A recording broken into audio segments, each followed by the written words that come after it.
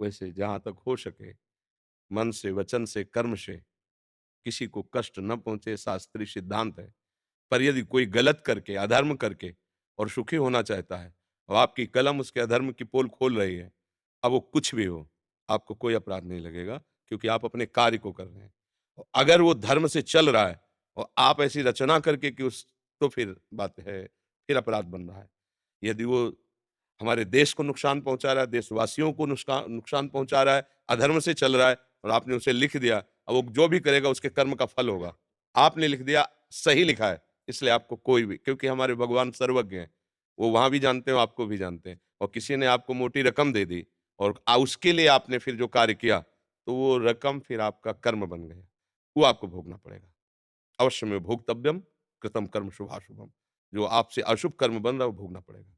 और सत्य पे यदि चल रहे हो, तो फिर आपको डरना भी नहीं है ना क्योंकि आपकी ड्यूटी है। स्वधर्मो निधनो श्रेया पर धर्मो भयावह। अपने धर्म में है, कोई डिगा नहीं। धर्मो रक्षति रक्षता। धर्म आपकी रक्षा करेगा। इसकी प्रधानता होती है लोक में। आप ऐसी खबर छापिए, इतना लीजिए, बाद में और ले लीजिए। अब आप जान रहे फ्रॉड है, और आप कर रहे हैं। आपने बीज बोया है फ्रॉड का, तो आपको कहाँ से सत्य का अनुभव हो जाएगा? आपके जीवन में भी फ्रॉड ही आएगा, फिर आप सँभाल नहीं पाओगे। पक्का है।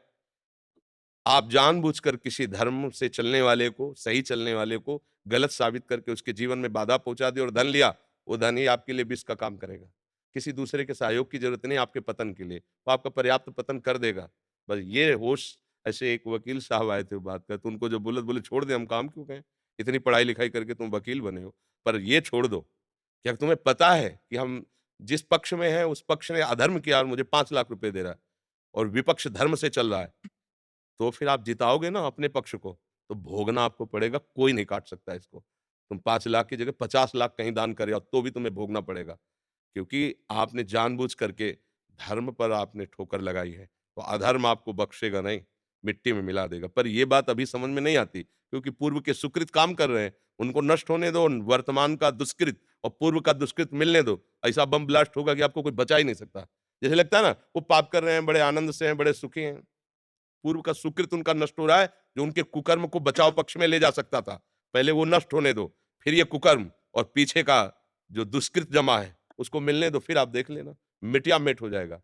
धर्म से चल रहा है, पीछे का दुष्कृत नष्ट हो रहा है। आज आपको लग रहा है बहुत परेशानियाँ हैं, लेकिन पीछे का सुकृत और वर्तमान का सुकृत मिलने दो, वो प्रकाशित हो जाएगा।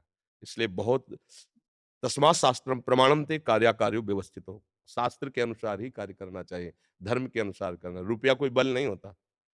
धर्म बल होता है। धर्म से चलोगे तो भगवान ही धर्म की रचना करने वाले हैं, तो भगवान ही धर्मात्माओं की रक्षा भी करते हैं। भगवान कहते हैं ना, धर्म संस्थापनार्थाय संभवामि युगे युगे। हम कहते हैं हर सेकंड में, युग युग तो बहुत दूर है। हर सेकंड में तुम्हारे साथ है, आप धर्म से चल के तो देखो, विविध रूपों में आकर वो आपकी रक्षा करेंगे, आपका सहयोग करेंगे। पर हम धन का सहयोग चाहते हैं, भगवान का नहीं।